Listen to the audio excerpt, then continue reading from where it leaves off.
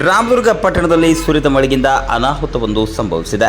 ರಾಮದುರ್ಗ ಪಟ್ಟಣದಲ್ಲಿ ಭಾರೀ ಗಾಳಿ ಹಾಗೂ ಮಳೆಯಿಂದ ಅನಾಹುತವೊಂದು ಸಂಭವಿಸಿದೆ. ರಾಮದುರ್ಗ ಪಟ್ಟಣದ ಬೆಳಗಾವಿ ರಸ್ತೆಯಲ್ಲಿರುವ 2 ಮರಗಳು ಧರೆಗುರುಳಿವೆ.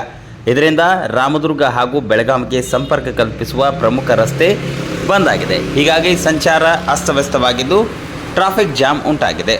ಭಾರೀ ಗಾಳಿಯಿಂದ ಕೂಡಿದಂತಹ ಮಳೆಯಿಂದ ಅವಾಂತರವೊಂದು ಸೃಷ್ಟಿಯಾಗಿದೆ. ಬೃಹತ್ ಆಲದ ಮರ ಸೇರಿದಂತೆ ಇನ್ನೊಂದು ಮರ ಧರೆಗೆ ಉರುಳಿದೆ.